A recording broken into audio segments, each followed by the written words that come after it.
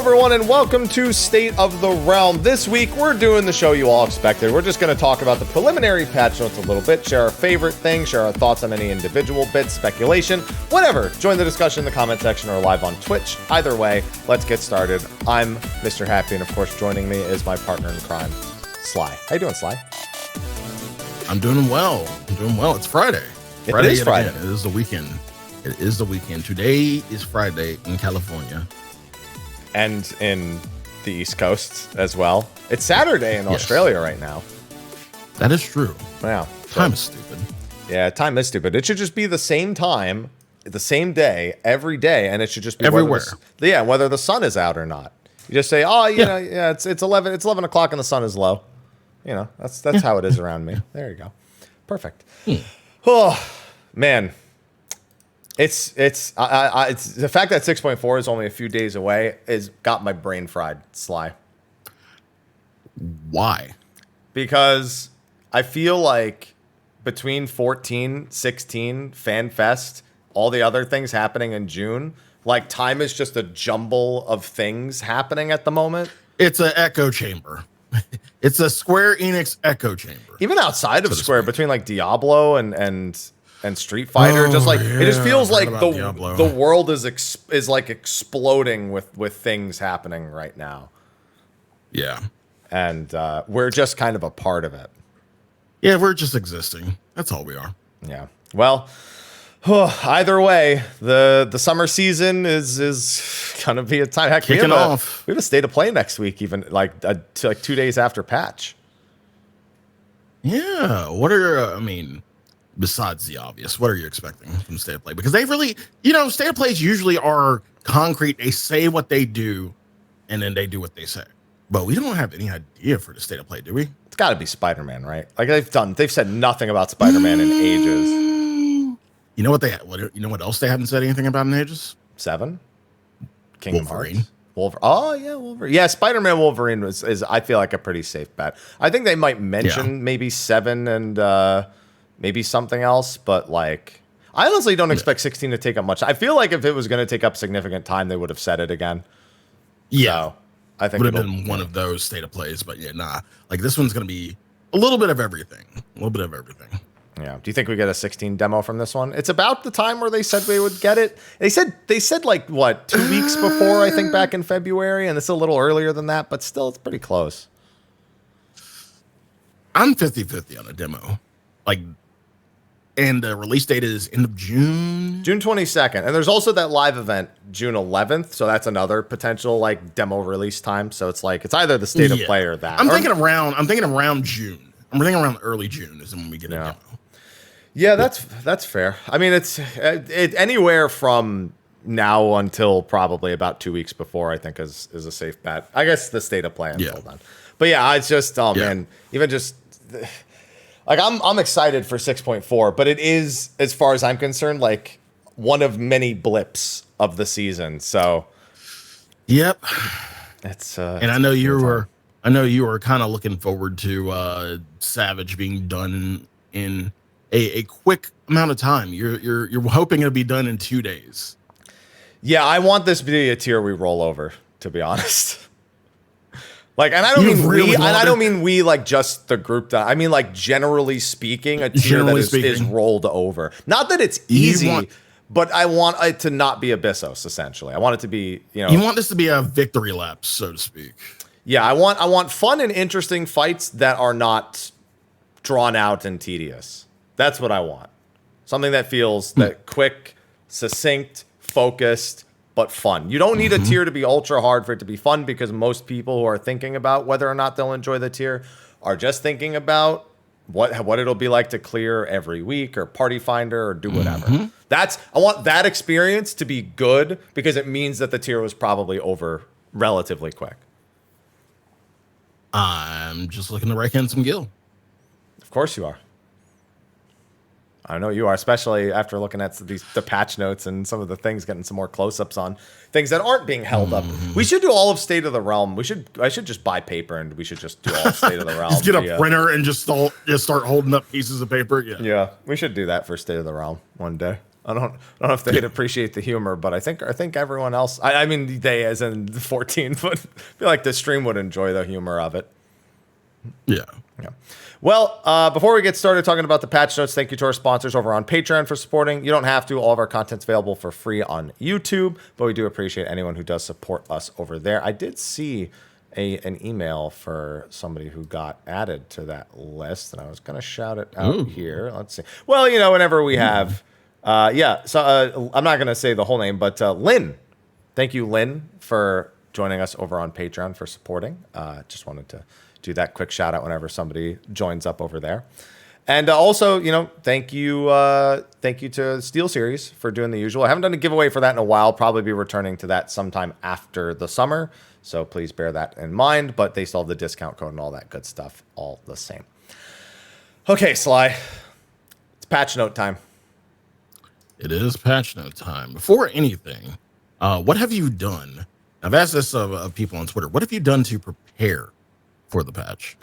I'm always an eating person because everyone has really bad eating and like snacking habits, energy drinks and stuff. Like that's always my number one is just making sure there's things. I actually have to go to the grocery store. I ran out of bananas. I want to get nuts.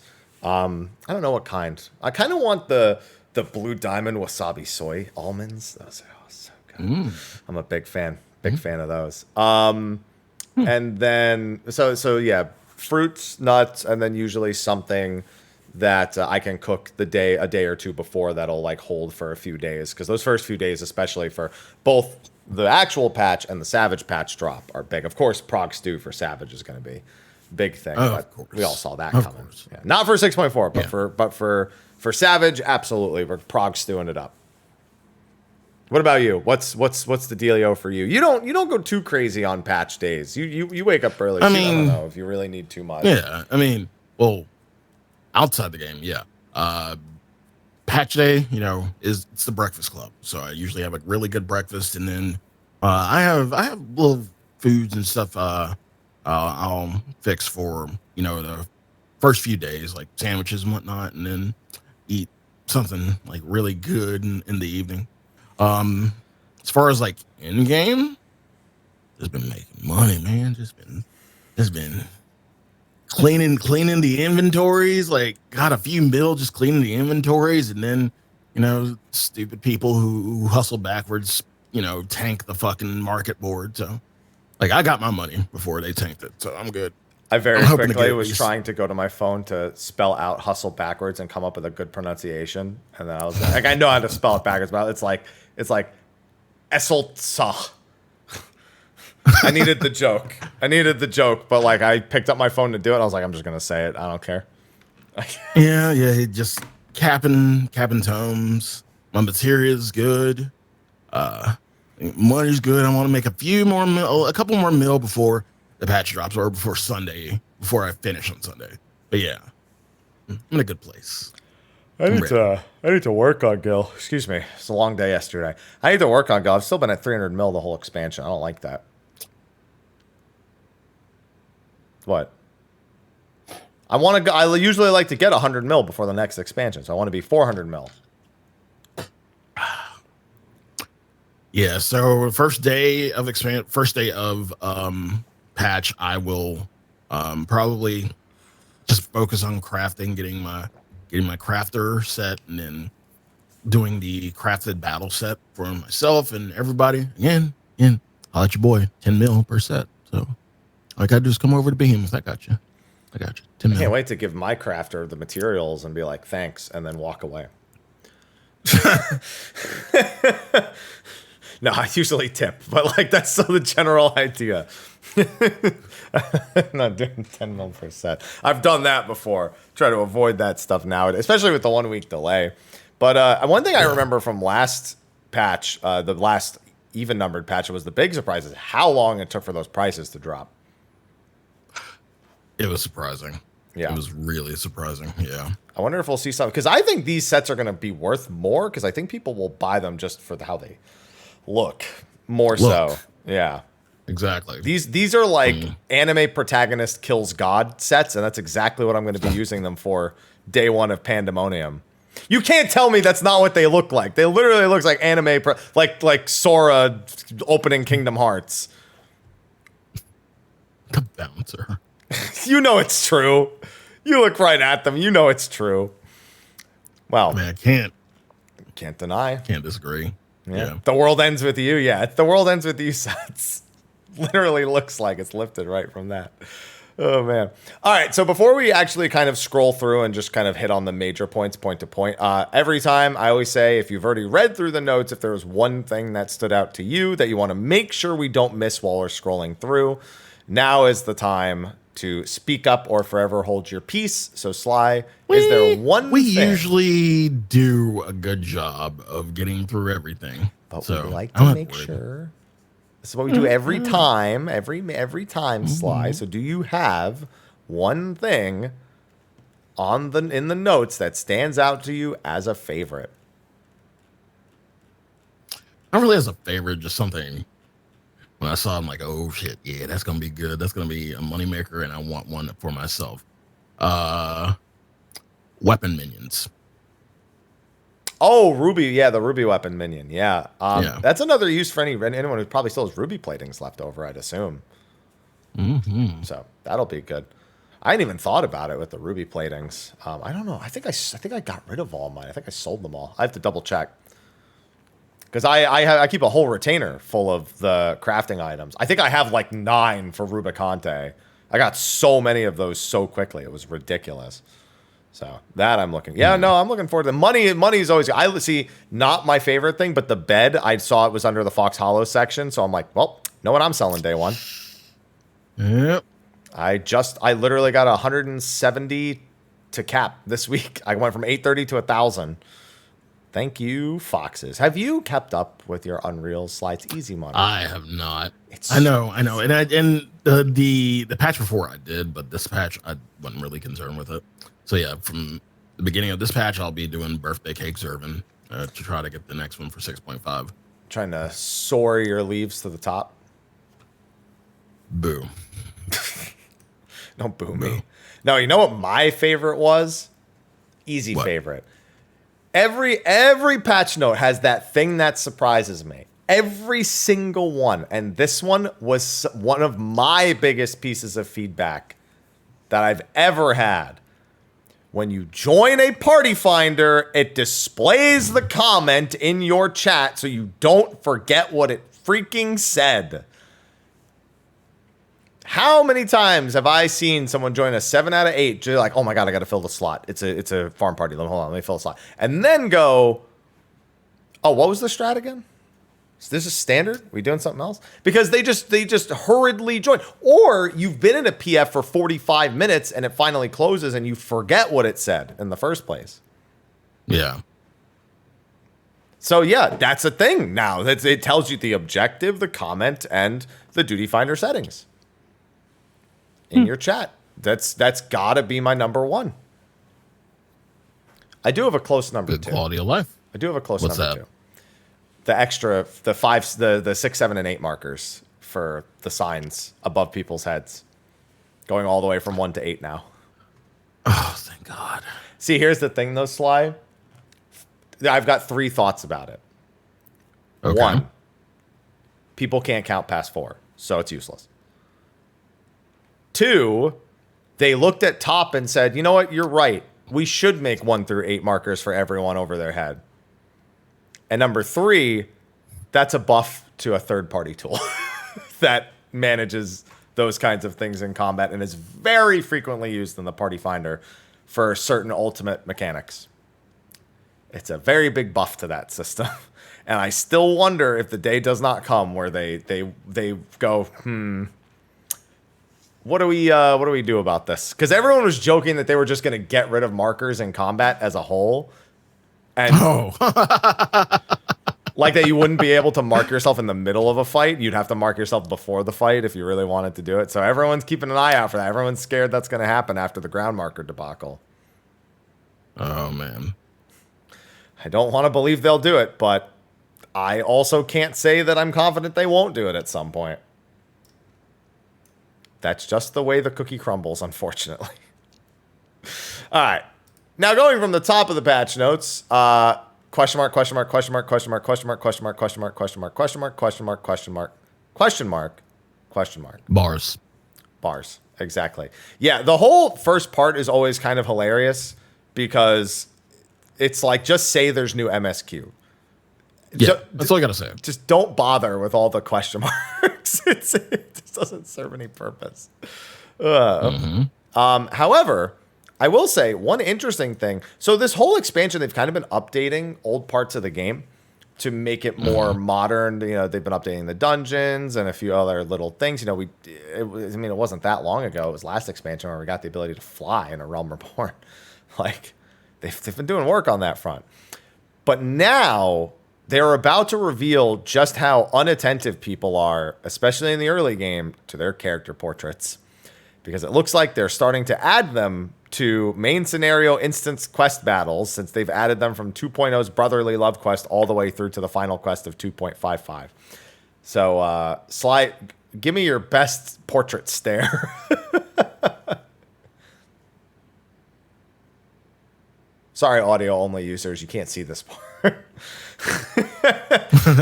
That's what everyone is going to have. Now, it says character portraits, but it doesn't say it's our character portrait because we don't speak during those times. But no. I can't help but think it, because wouldn't it be funny if the NPCs said the same thing? They don't, but like wouldn't it be just a stare? Yeah. This is Thancred. Yeah, just imagine Thancred is told all of them. Just imagine them having the deadpan stare. Listen, if they don't do their character portraits, then why should I? But no, they've already started doing this. We've seen, I think last patch they added a bunch of character portraits to some old quests as well. I don't remember which ones, but I think it was Shadowbringers they added the character portraits for the NPCs. So I just can't help but laugh about whenever I see the word portrait, I just think of how messed up the system is. Mugshots. Yeah. I just want a mugshot for all the Scions so bad. We've got Pandemonium quests. Eater of Souls is the only quest we got a name of. That's a pretty dank first quest name, if I may say so myself. Oh yeah. We have a quest for Fairy Glams, since that, has a quest. I was like, oh wow, new scholar. Never mind. No. Fairy Glams. Yep. And Totterer's Grand Endeavor. Yep. So excited. I have to do the Stormblood one still. The Four Lords.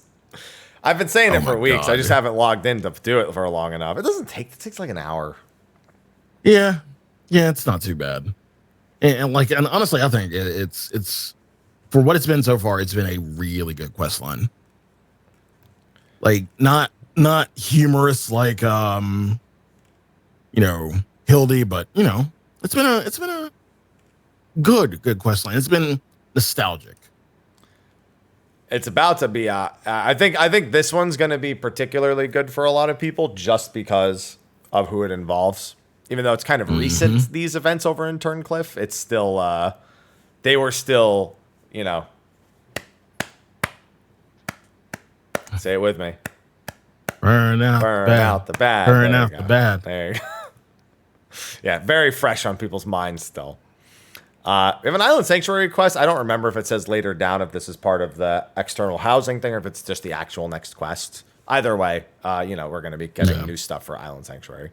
An exciting thing to see Pandemonium being added to New Game Plus because it's going to be done. Like, really done. Not like Nier, where they just drag that shit on for way too long afterwards. I'm just saying. We are still sore about Nier. Listen, listen. Anytime something can just come to a conclusive end that is satisfactory, I will take it as a W. Especially because with all the Moogle tomes recently, there's been a lot more Nier raids. Oh, man. And I don't like it. They started adding graphics to quest icons for escort quests. I kind of like that little addition. Not something I'd really thought of. Yes. But only for Shadowbringers and onward. For now, they'll go back and do the earlier escorts at some point. But, I mean, but really, like, escort like when I think of escorts, I'm thinking of the newer stuff that we got, like the newer little escort missions where you have to stop at specific spaces and whatnot. I don't think of anything else beyond Shadowbringers or before Shadowbringers pass, like as an escort mission or escort quest. Like it's something newer. So well, I mean, there are it's just they're more traditional escorts. The NPC moves and you follow them. Or you even, I don't know, it might even include the ones where you like beckon NPCs. Like that's an escort. There's a lot of those in the old days. There's fates that have that kind of stuff. There's lots of not Endwalker escorts, because Endwalker is where the whole, I don't run too far, can't use my mount, which they fixed all that already, but still. So so leave quests. Yeah, there's a lot of that stuff. New items from Gemstone Traders, probably triple triad cards and stuff. I can't imagine there's anything important material-wise in there. There wasn't in 6.2, if I recall, so I imagine that. Map stuff, new map loot. I know I was going to say, that's up your alley right there. It has been up mine, but not as of late. I've just had shit maps, all expansion, and felt very demotivated from doing them. I actually got lucky and got the one of the pieces for the Fire Ixion. Got a full gymnasium run. Very last run of the day too, and ended up getting one. I think you need 3 for Fire Ixion. Yeah, mm-hmm. Yeah. So yeah, ended up getting really lucky. So again, I might do quite a bit of maps on Sunday, like the day before. Whatnot. So, yeah. New charge symbols added for the crests, for PvP team crests, the subaquatic voyage stuff. Man, if I wanted to get to 400 mil, I would solo buy an FC house and just do submersibles. It takes a while to get it going, but man, the money is so stupid. I was just talking about that this week. Why is subaquatic voyages, why are they just FC bound? Because they were made that way. That's the honest truth. And also probably because if these were individual, the amount of money they pull in is not meant to be farmed by one person. It's designed to make the FC money. No, it's designed to make the FC money so the FC can pay for things. Is what it's supposed to be for. But we treat it as like most people who use it just pull in the profits alone. It's a lot of gil. Like it's an absurd amount of gil. It is, but people can already get an absurd amount of gil off gate without it. Yeah, but once you have this set up, it's just millions free. Like it's like not zero effort millions. It's actually quite a bit to get it set up properly, but it is so much. And it's not like it's things that need to be sold necessarily. It's literally just you take the garbage it brings back and just fucking crank it through, and it's just worth millions and millions of gil. It's insane. I can't believe that of all the things they've looked at, they were afraid of fucking coffee biscuits, but they're not afraid of the submersibles because not as many people can do it. Yeah. So if they ever did that, they'd make all these items worth like 1 billion times less. Like that would eventually be the trade-off if they ever do give every individual the ability to do submersibles, because shit's nuts. There is some quality of life here. Max number of items that can be displayed in the log window was tripled, and when non-stackable items have been acquired, the total number will just now be displayed. So just a few little display things when the submersible comes back. Nothing major, but it's nice to have. This is a personal favorite. So when you're the only person who bids on a house now, the message has been changed when you win, because right now it just says there are a total number of entries of 1. Your number for this lottery is 1. Congratulations, you win. I'd imagine this is going to be more personalized, like you were the only entrant on this house, and so by default it's yours, something like that. Yeah. So I just think that's funny. Yeah, they're just removing some of the Robert talk. You are 1. Congratulations, 1. You have won. You're a winner. You're a winner. Everybody loves to be winner. A winner is you. Yep. The book also now displays the home world, and if someone's in the same free company as you, just to make it easier to spot people. Bunch of furnishings. Although it's funny, I look at all the indoor furnishings from the contest, and it's not like the contest winners didn't do like good jobs, but because of Island Sanctuary, I just skipped to the outdoor one to see what those look like, because that's all I can think about now when it comes to the like housing furnishings. No, I still have to think about like indoor furnishings, especially when my birthday coming up. Yeah. So yeah, They're nice. I personally am not. I don't have much interest in that. And then these outdoor ones are fine, but like not something I would probably care too much about. I think about a lot more of the little stuff, especially with one of the screenshots they have later. And those were the contest winners. They also have their own furnishings that they're putting out. I call them the jump puzzle mushrooms in the one outdoor shot, because it literally looks like that's what it's made. It looks like it's for making jump puzzles. If you can jump on them properly, I assume you can. They've been pretty good about jumping on stuff to get to higher up parts of the house as of late. Mm-hmm. So if you want to make your own gate, go right. I know you're a huge fan, Sly. That sounds like something you would do. It sounds like something my island is probably going to have. Oh, they can fly on your island, but still, I'll just assume people won't cheat. Not that anyone comes to my fucking island anyway. Right.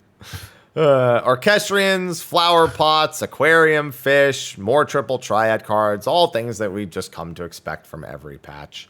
And then finally getting to the Island Sanctuary stuff. This is all stuff we went over when we talked about the live letter, the maximum rank, the visions, the rewards. We saw the Mandragora Queen mount in the live letter. The new gathering area, points, materials, construction plots, facilities, produce.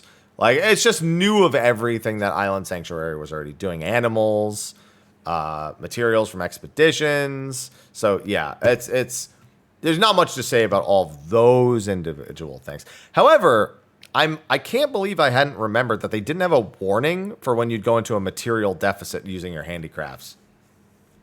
I forgot about that. They just didn't have a warning for that. Like if you miscalculated it and messed up, it was just too bad.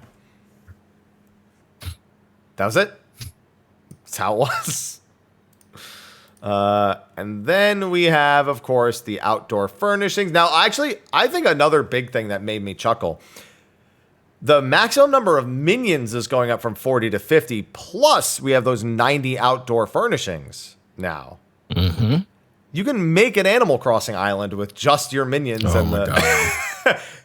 That's it. You can just make an Animal Crossing island for the minions. Because it's like the same behavior. My neighbors just walk around aimlessly in that as well. Maybe they do something like fish or something occasionally, or run around trying to catch butterflies or whatever the fuck they're doing. Y'all in your Animal Crossing, man. Listen, you don't know what I went through for Animal Crossing, okay? I do not, because I have not touched Animal Crossing at all. You haven't lived until you've had your community come together and water roses with you to try to get the rare elusive blue rose, okay? When you've crossbred the reds with the whites to get the yellows with this gene, and then the yellows with the reds again, but the reds have to have this specific gene, so then you can get the DNA correct, and then you mix those reds with each other, but then there's still like a 3% chance that you get the right DNA match to get the blue roses. There's black roses, there's gold roses. It's a thing. I just heard nothing but Greek. Listen. Exactly. Dota, exactly. Animal Crossing, it's vicious. It's a vicious game. No. There's the Animal Crossing with guns.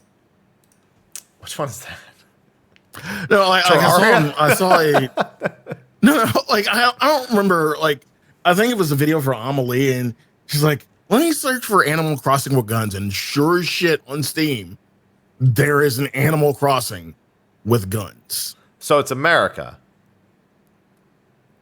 I don't know what the game's called, but sure, let's call it America. That's what I'm going to call it. Without remembering what it's called, that's what I'm going to call it. Listen, we've got Pokemon with guns happening.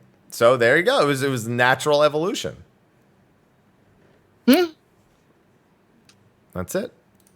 Then it's a whole explanation of how the outdoor furnishings work. We did that with the live letter. We went over all that, so we don't need to stop and analyze that at all. Vieira hairstyles. I'm sure they're excited, perhaps.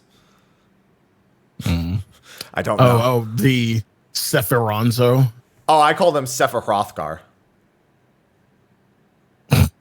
Yeah. I'm glad we had the same idea. Yeah, no, exactly the same idea, but you went with Ron, so I stayed with Ron. Because Sephirothgar, it's just it was too obvious. It made too much sense. But yeah, so that's what he is. Oh yeah, it's funny with Vieira. It's a hairstyle because they're bunnies. Thank you, chat. Boo! Thank you, chat. That one's from chat. No, James, no. Come on now. That's good wordplay, Sly. Do you not appreciate good wordplay? No. At least you admit that you just don't appreciate good wordplay, acknowledging that it is good wordplay. I appreciate you for that. Thank you. I'm glad I got you to admit that. Sure. Wondrous Tales update stuff, just Ether Font and Euphrosyne getting thrown in there, and then the rewards being, they always update the rewards. Faux Hollows rewards. There's the bed. Selling that damn bed. That I'm logging off there on Monday. I log off at that NPC every major patch. I want to try to get that very quick sale in. And I have before. I have gotten 20 million for one of the mounts before. So you can bet your ass I'm going to be trying to do that again. New emotes. It shocks me we don't have that emote. That's like, that emote has been something NPCs have been doing for such a fucking long time. That's like the Minfilia special. That's like, she's the first NPC we ever see use that emote.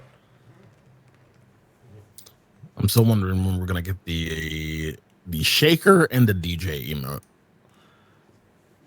Just make us a Loprit, and then that's it. Just let us disguise ourselves as a DJ Loprit. No. We have that creepy bunny outfit, I think. Does that count? Oh God, the Donnie Darko bunny. Oh God. Yep, there you go. Oh man. Unfortunately for the battle system stuff, no job changes being its preliminaries.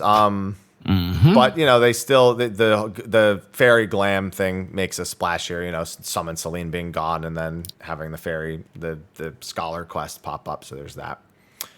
Yeah. Sly, I do have one concern. What's that? The following actions will now use unique visuals and sound effects when applied to targets: Peloton, Troubadour, Tactician, Searing Light, Magic Barrier, Whispering Dawn, Fey Illumination, Expedient, and Divination. My concern is that I hope that's not also the list of buffs that are being extended to 30, because that leaves a few important ones out. I would like all of them to be extended to 30 yalms, at least in terms of the buff radius, so please?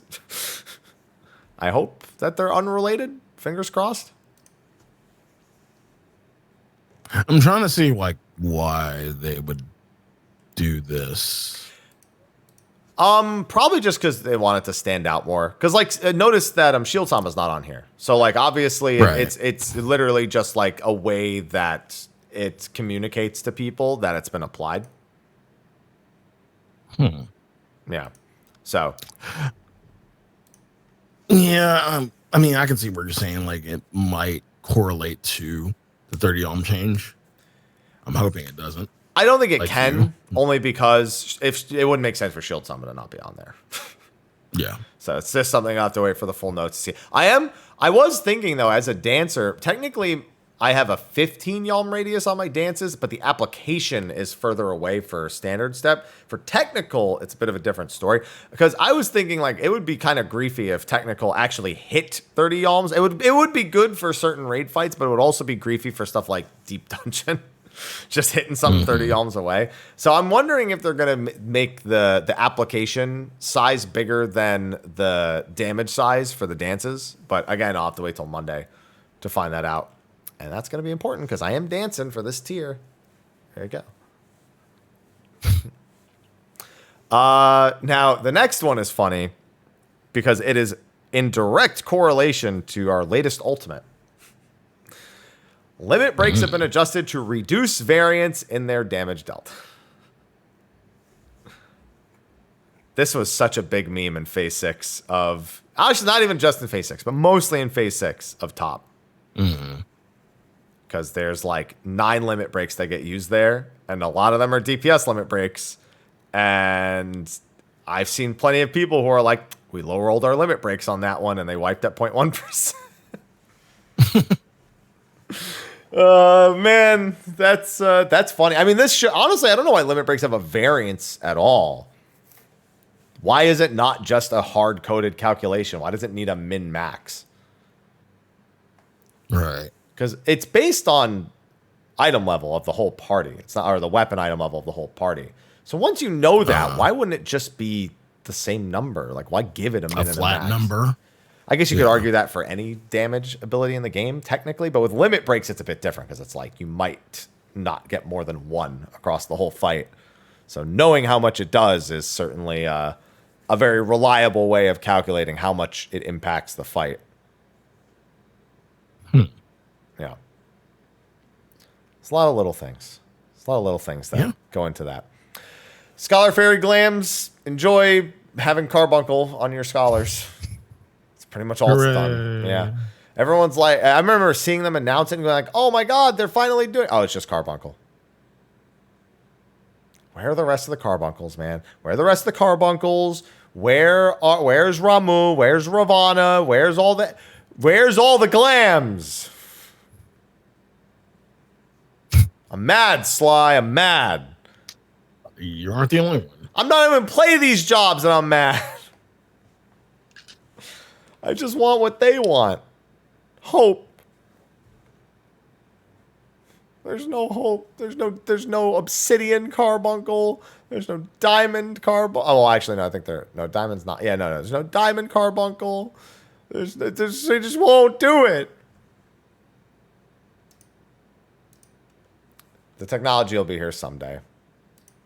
Yeah, 8.0. Damn, that's harsh. Just skipping 7.0.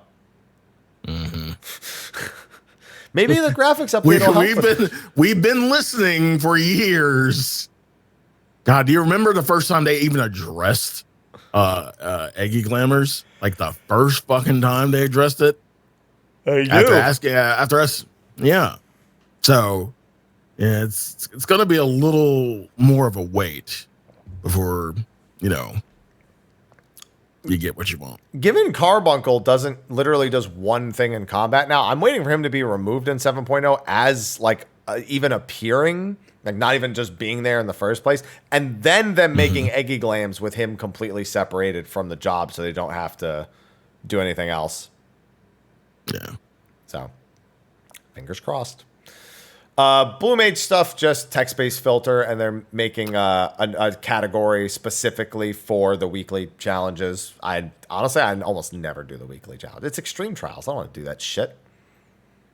Well, it's you want to do ultimate. You want to do I want to do ultimate. Where's that weekly challenge, huh? Where's Blue Woo and Blue Cobb?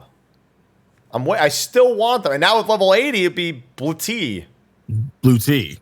Yeah, that sounds fun. Blue tea, just like as a drink. Blue tea. Yeah. Yeah. I'll drink some blue tea. You never had Sly, I'm colorblind. Even if I did, I couldn't answer the question. Never had butterfly PT? So no, and 2, if I did and it was blue, I wouldn't have known. It'll be Bluetiful. There we go. Thanks, chat. Chat's so reliable today, Sly. They aren't they? Don't let it go to your head, chat. Just don't let it go to your head. Please don't. No. Locations of enemies in Lower Nocia, Amarang, and Garlemald has been adjusted. I think those are hunts. I think they're moving the hunt mobs over because some of those are pretty close to quest objectives. The tree. Yeah. I was thinking mainly for Garlemald. That's also what I was thinking. Garlemald has a couple that are especially when you're going towards the train station, like you're just kind of running along the side of the track in the MSQ, and you have to like kill a bunch of mobs on the way. There is like one or two A and S rank spawn locations, like pretty much right along that rail. So I think it could also be there are some like just general quest mobs, but yeah, and Deathclaw and Lower Lenosha hangs out near a couple of them as well in the southern section of the map. So I think this is just the hunt mobs being moved over just like a little bit, like a few feet to one side. I'm sorry, a few malms to one side. I'm not malms, yalms to one side. If they removed a few malms, that would be a different fucking zone. So yeah, I think that's all that is. We have the new MSQ dungeon, item level sync in the old dungeons, Golbez Extreme, then Birthday Cake. Cake, Zervin. There you go. So it's all this. And Barbaricia mount is going to have its drop rate increased. You can trade the 99 totems for it. You know, I forgot I got Barbaricia in 3 kills. I was like, oh, yes, I can buy Barbaricia. Wait a minute. I forgot I got this in 3 kills. Don't worry, Rubicante, I worked my ass off for. Yeah, I worked my ass off for Rubicante. And Golbez, I just need you to drop it on the first try, please. And give it to me. Then we got Panda Express. Yep. And I noticed now, looking at a new image of our creepy spider guy thing under the Savage section, that is the castle of Pandemonium. He is literally the castle. Pandemonium. Yeah. So he might actually be called Pandemonium. He's P10 without a shadow of a doubt, but that is some section of the castle. I don't know which one. I think it looks like he's got pieces of all of them, but I wonder if it is a specific part of the castle, like Asphodelos or Abyssos or Tartarus, one of them. So my bigger question is what it is. Is it just an experiment? Did something after we killed the key wardens? Did something happen with the key wardens? Like, I guess that's what I want to know. But I guess maybe this is Cocytus even. Maybe like whatever Cocytus is might be like manifesting and transforming. Doesn't he look similar to the 11 warden? You mean the 11 warden? You mean the tree? The 11 Pandemonium warden. Oh, no, he looks nothing like him. That dude's a demon sitting on a little bit. Bro, the 11 one is a demon sitting on a chair. They look nothing alike. He's literally a demon hunched over. He's like not even. Either way, they're furniture. Okay, they do. No, the other one sits on a chair. He doesn't wear his furniture. They look absolutely nothing alike. Not even like down to not even the smallest detail is similar. This one looks like a mad scientist, like he died with glasses on. He also looks like his mask is busted, like whatever he was wearing mask-wise is all fucked up and busted up. Yeah, this one is the furniture. And I also like, somebody said, I forgot what it was. I think somebody said the Asphodelos was, I gotta find it again. I think it was like Asphodelos was Resident Evil, Abyssos was not Silent Hill. Maybe it was Asphodelos is Silent Hill, this is Abyssos, and then this is... Oh, maybe it was this one is Silent Hill. I don't know. Basically, they were saying each tier, like, related to a horror game. Although this one... Oh, no. This one, they said, is the Resident Evil tier, because it does look like Resident Evil. Yeah, I think they said one was Parasite Eve, one was... Here, chat's got it. Abyssos was Castlevania. Abyssos was Resident Evil... Asphodelos is Castlevania because of... what's his face? I keep wanting to say Hephaestus. That's not his name. Hesperos. There you go. Yeah, and then Abyssos was Resident... No, this is totally Resident Evil. Look at this. This screams... I can see Chris shooting a rocket launcher at this thing at the weak spot. I would say Clock Tower. I don't know. The giant eye form, I get why it's Resident Evil, but this... I mean, this and the last boss, I guess they're pretty close to each other. Chris! Yeah, I guess that's true. That's fine. Either way, yeah, I'm curious to see that. Curious to see how this tier works out. Hope we roll it over. Sly, I'm gonna ask you Again, I think I asked you last week. Mm-hmm. Door boss or one boss? Door boss. God fucking damn it. I agree. I agree that's what they're going to do. Why would they go against it now of all time? Because it sucks. That's why. I don't That's want. not a good reason. That is a good reason. You're wrong. That is the perfect reason. The time limit has nothing to do with whether or not it's a door boss. We've had 2 hours before for just one boss. Just for the last fight, because it's like an ultra long encounter. God, I just hate getting 2 half bosses. Every time, every door boss after X-Death has felt like 2 half bosses. When do you think they stop? They never do, because it's probably easier to make it is actually probably easier for them to do this than it is to make one well-balanced 14-minute fight. It doesn't have to be 14. It could be like 13 minutes, 12 to 13 minutes. It doesn't have to be a 14-minute fight. Mm-hmm. Shiva's only 14 minutes because of all the fucking downtime, the cutscenes and shit. Otherwise, she wouldn't be that much. She wouldn't be that long. And that's fine. If it's 14 minutes and a minute and 20 seconds is Sailor Moon, then whatever. You know, that's fine. It cuts into it. Sailor Moon. I never thought of it that way. Yeah. My God. Yeah. It's just they've shown that they can make like Titan as well, like going back to E4, Titan's a great fight.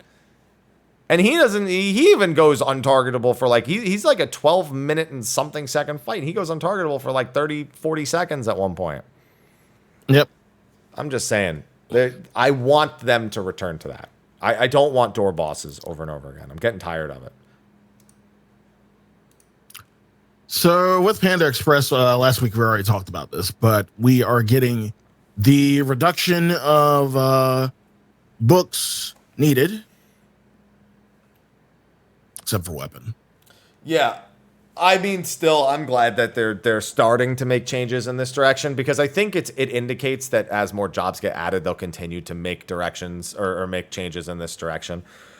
However, Sly, I really want them to consider allowing you to up-trade books at a 2-for-1 if you've beaten a fight. Like, if you've beaten 1, 2, 3, and 4.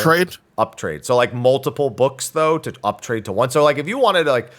So, I'd want you to be able to you'd have to beat every fight. Oh, I see what you're saying. So, if you were done with the first fight, you didn't need anything from the first fight. Yeah. They would need to tweak the exchange rate. Yeah, 2-for-1. That would be the only thing. 2-for-1 to go up. Because then if you wanted, I think you should have to beat the fight above it before you can uptrade. Like you can't uptrade for the weapon without ever beating the last fight, for example. Right. Because once you've beaten it all, it is honestly irrelevant. Like how you obtain the loot becomes honestly, like if somebody beats all 4 fights and then only wants to do the first fight every week and doesn't want to do the other ones, then go right the fuck ahead. It's going to take you know how long it would take to do 2-for-1? 2 weeks to get one of the second book, then another 2 weeks to get another one to then trade it up to the 3. You know how long it would fucking take? If you were to have to do it that way, it would take so long that you'd probably be better off not doing it, which I think makes it a perfectly fair exchange. Especially while there's a week, because once there's no weekly lockout, again, I don't think because nobody who wants to do, you'd have to do 16 of the first fight to get one final 4 book. Or you could even compound it. You can make it 2-to-1, then 3-to-1, then 4-to-1. Like you could just make it scale up even as it gets closer to the last fight. So it's even less. It's just something to do with books. That's it. But this is good. All of this is good. The down trade, I think, is also good. But I think they could go further in it and let you trade 3 for 2 and 1 and 2 for 1 as well. At a 1-to-1. But we're getting there. We're getting there. Slowly but surely. The real question is, Sly, when do they unlock the tier? The real question everyone has is when do they unlock the tier? Again, we won't have a ultimate after this, so even better. Unlock it then there's really no reason not to unlock it sooner than 6.5. Yeah, I'd agree. Well, you agree that's what they should do, but you don't think they'll do it, do you? I I actually think they will. I think HB has the foresight now. Like he's seen that the last unlock took way too long. Wow, you're not as optimistic. Where's my copium? I'm a little. Where's my copium bottle? I'm a little optimistic. I'll take some copium. Yeah, it's just crazy because like the reason this system exists in the first place is to try to keep people playing longer, but unironically, like forcing them to play longer because they need to clear weekly and they need to stay sub to clear weekly.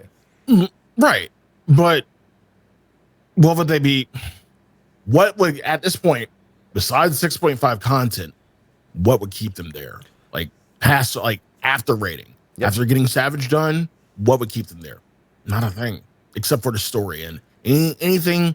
And the onus is going to be really on 6.5 to keep players in the game. It's going to really be on whatever content they put out for 6.5 to keep players in the game. And I feel like it's going to be pretty light. Yeah. Unless he has something that he hasn't talked about that, like, what am I forgetting? I'm telling you, I think dude, I'm forgetting. I think my prediction is going to come true. What? Criterion Ultimate with all 3 of the secret bosses that they won't include in Savage. I mean, that would be something to keep people into the game. Yeah, you're right. With a 2 materia reward this time. It's gotta be worth more. So 2 materia this time. Because we're not getting any Eureka type content, especially not in the 0.5 patch. Oh no. So yeah, that'd probably be the only thing. Well, we know what we have Asura for like a 1-day, fun extravaganza at some point.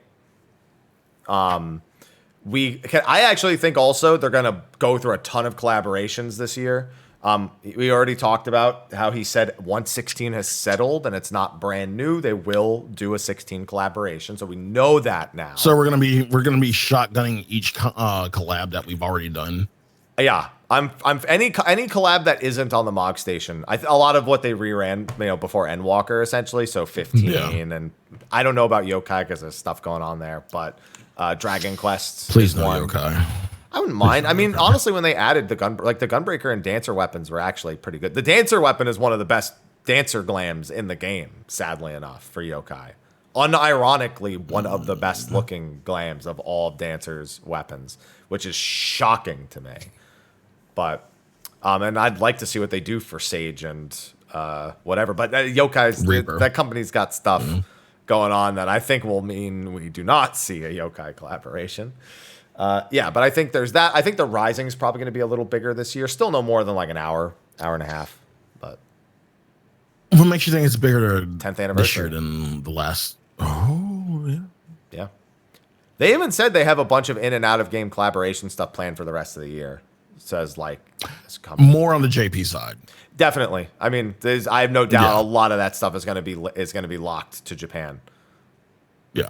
So, But yeah, no, I think they're going to be doing a lot of that. Like, because they know that if someone's missed a collaboration, they will contemplate resubscribing for a month to grab it. Like they know full well, or somebody sees it's coming up and they're like, oh, I missed that the first time. Let me stay subscribed. So I think that's going to be a big part of the plan, is to roll through a bunch of different collaborations. I think the Moogle Tombstone event will probably be a little earlier this time, towards 7.0. 15 event will be back. 16 event will happen. Maybe even a 7 one with Rebirth. Who knows? So I expect it's going to be quite busy. And yeah, I think the Rising will be a little bit bigger this time. But that being said, what's weird is we're at a point where the weekly lockout is less likely to keep players than it is more likely. Because if they're not doing Criterion, they now know there's no real goal. Like if they're like, I don't really care, they'll just be like, fuck it, I don't need to do this every week unless I really want to. So that's the point where I think that's the kind of clipping point where people start, I guess, preparing for the next expansion. Start to level other jobs, level crafters and gatherers if they're interested in that. It's on coast mode until until the next expansion. Yeah. I don't want it to be, so I want to be a little bit optimistic about some of the stuff, but either way, I think it would be healthier to unlock it. Now more than in the previous patches, the reason was because there's no reason to gear gate people from Ultimate if they were a bit late starting the tier. Now it's because there's nothing, like the problem is on both sides, there's no reason not to unlock it earlier. There's no good reason because you're not keeping people subbed as often as you think. If anything, you're just stopping people. You're adding like another wall for people that maybe they're just like, fuck it, I don't want to do that. I'll wait till later instead of subscribing now and doing it now. And who knows if I'll even want to do it when I come back to do it later. Very true. Yep. Zervin, Goldbez, and Panda Express Savage will be added to the Raid Finder, obviously. Ruby will be moved to the Duty Finder, as well as Abyssos. For Rubicante, Rubicante will be getting the Echo. God, that fight melts already. Can you imagine having 25% fucking Echo going into that fight? Like, if you've wiped 5 times, like, imagine... To be fair, if you've wiped 5 times, then I'm afraid for other reasons, but still. Yeah. The weekly restriction on your Frostnay has been removed. Sly, I had a good week this week with you, Frostnay. Why? Last week, and I got my Helone. Fuck you. 91, baby. 91. I lost it with a 94, like, in week 2. And I haven't rolled above, like, a 70 since. Yeah, I got a Fox this week on Fox Hollows to get 170 points. I got a Helone minion this week. It was a good Tuesday this week. It was a good Tuesday, Sly, and now everyone can go enjoy Euphrosyne and not win the minions. James, I feel that. James in chat. If it's not a 99, it's not mine. Yeah. I pretty much had to roll a 99 to guarantee a fucking win. That's which normal. Won't happen. Top. Weekly restriction on top has been removed. Yep. Great. Fantastic. Thanks. Of course, the elegant tombstones of Kekw have been added. And with that, astronomy being removed. Yep. The weekly cap on causality will be removed. So causality will be the new astronomy. Bless you. Thank you. I didn't want to sneeze into the mic, so I cleared my ears out with that one. So yeah, basically, what I would do before patch is cap on astronomy, cap on causality, turn astronomy in, turn causality in. I mean, you kind of do it I spend the causality. Yeah. I spend the causality and then do the exchange. Yeah, because I actually don't have 2,000 astronomy because I've been spending it on relics the whole time because all my relics cost tomes. Exciting. Oh, they do. They sure do. Oh, I had a comment today where someone was like, is Abby going to bitch about tome relics the entire way until 7.0? And my answer was yes. As long as that's all I'm getting, yes. Because every time I have to talk about a new patch, I'm going to have to bring up tomes.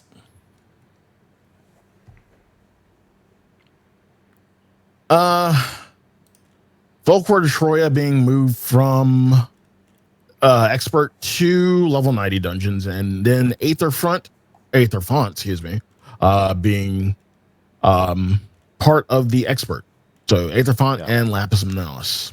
Yeah, that's probably my least favorite part of every patch, every even-numbered patch. Well, I guess even the odd-numbered ones, where it's like, this is in the trial roulette, this is in the alliance roulette, the new normals are in the normal mode roulette, these new duties have been added to the mentor roulette, and then like 16 pages of, hey, we're updating the tomes. It's like, hey, we're doing it in Crystalline Conflict, Mentor, Frontline, Normal Raids, Alliance Raid, Main Scenario, Trial, Leveling, Level 50, 60, 70, 80, Level 90, Expert. It's just like, I get it. I know. Anyway. Anywho. Void Casteus added to Trials. Your first name added to Alliance Raids. And Abasios added to normal. The usual shit. Yep. That's why I rattled it off. Because all the usual.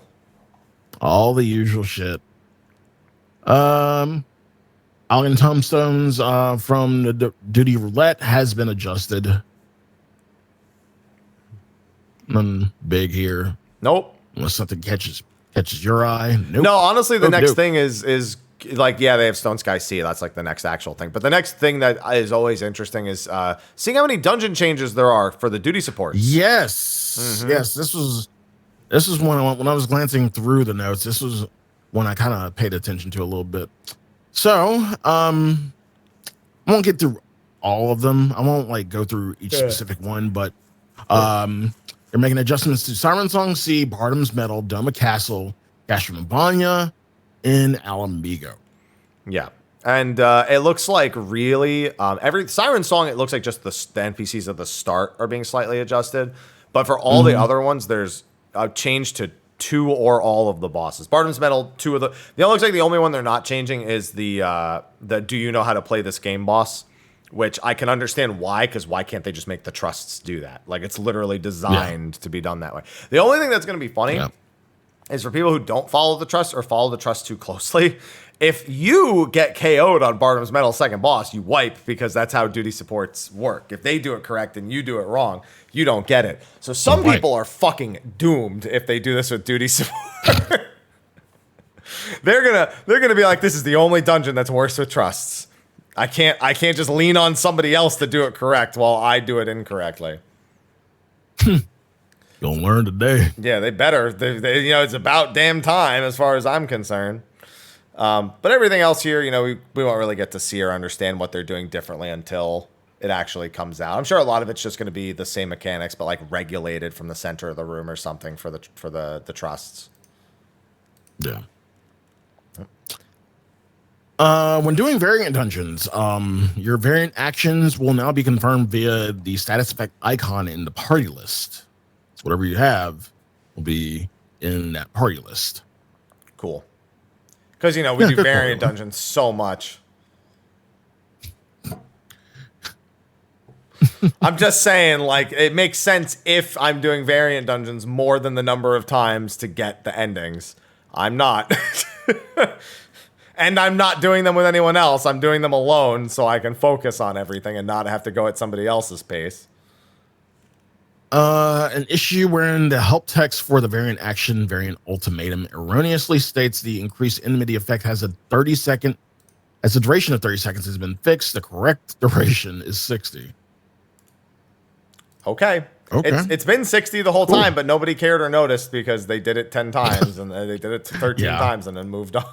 Again, it's another case of like, I just want them to give us a variant roulette or daily bonus of some kind so that way we have a good reason to continue to do it. That's all I want. It's why we have all the other roulettes. That's why we have everything. So that's it. That's all I want.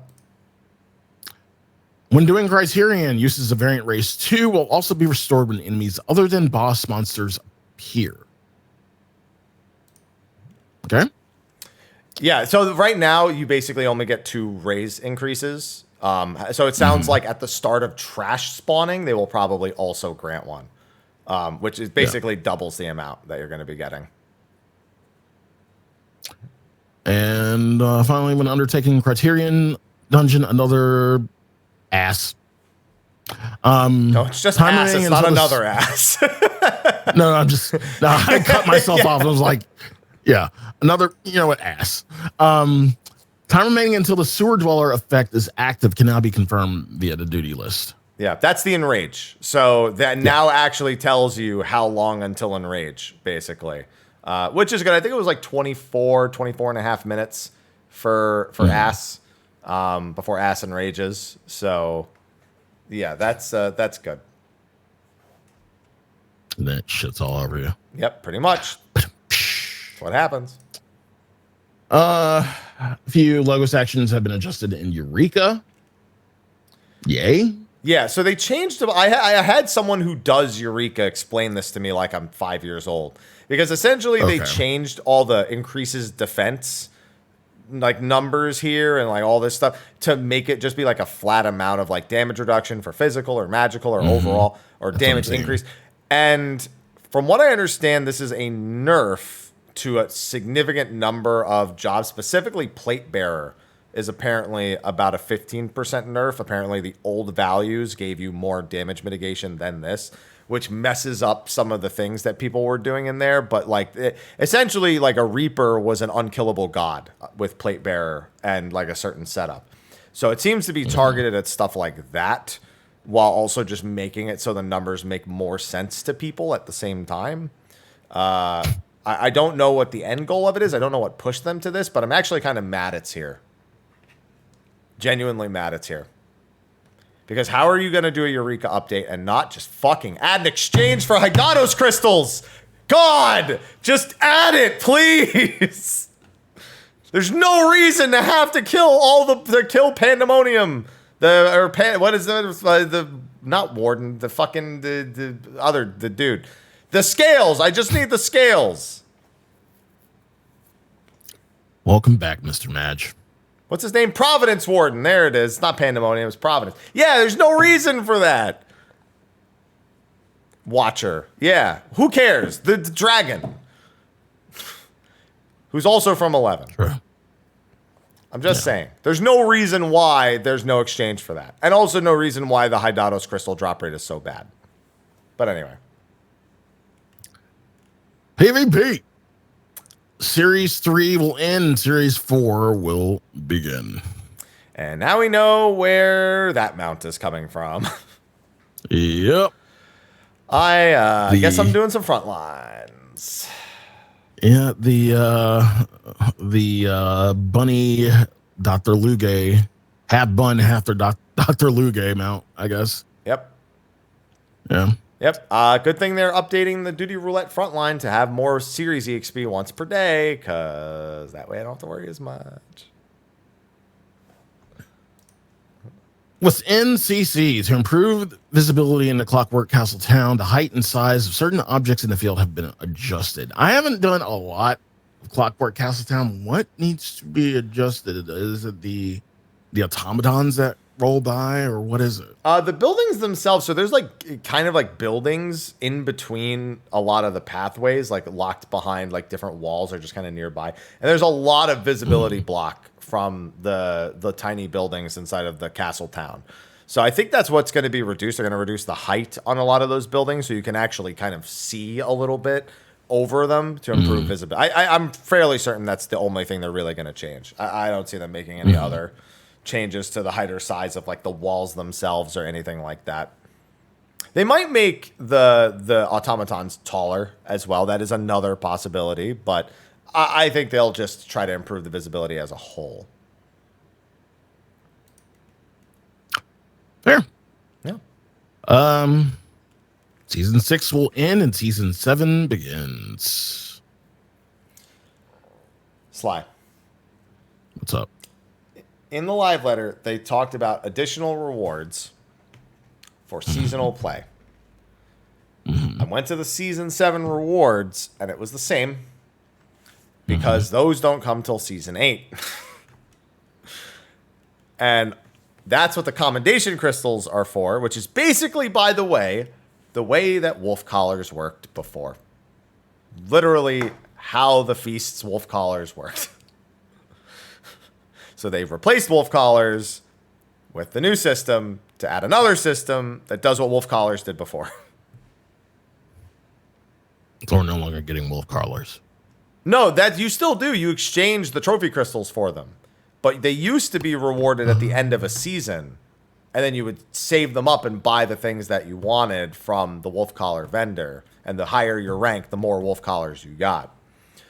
They are just doing that, but now they're commendation crystals. They'll give you a set number of commendation crystals from season 8 onward. And then there's another vendor that you can spend commendation crystals at.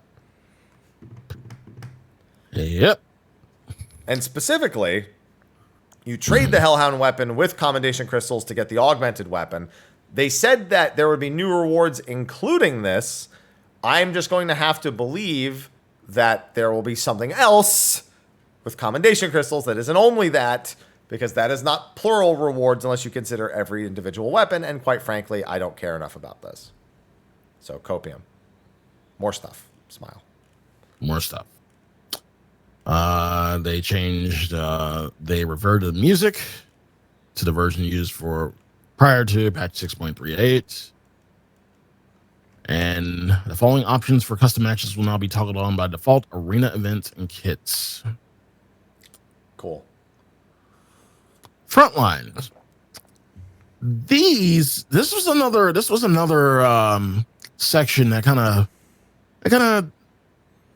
I was a little more interested in than most. You were interested? I was fucking confused because this is not a great way to pass on this information. I was so confused reading this. Yeah. And I say interest, but I'm like, I had to gloss over it like a couple of times. Same.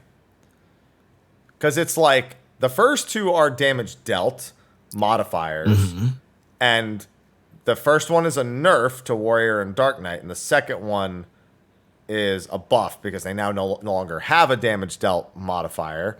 But then it moves to damage taken, and it goes between the rolls, but then it's not even just all the rolls because Dancer and Red Mage get their own separate one. So it's a buff to tank and melee. I'm sorry, it's a nerf to tank and melee, and then less of a nerf to the next one, and then a buff to the last one. There's got to be a better way of displaying this information. This isn't doing it. This isn't doing it for me. Right. And then you have limit gauge time to fill being increased by 15 seconds, and then Bard being decreased by 15 seconds. So you have a couple. Those were a little easier to understand because without the negative percents moving up and down, it's really the negative percents that really fuck me on that. Yeah, that just threw me. Yeah. Just call it damage reduction. Just say flat damage reduction in this number, and we'll understand. And all these negatives, I just because it's PvP, I know it's different from PvE, but Jesus, just make it simple. Yeah.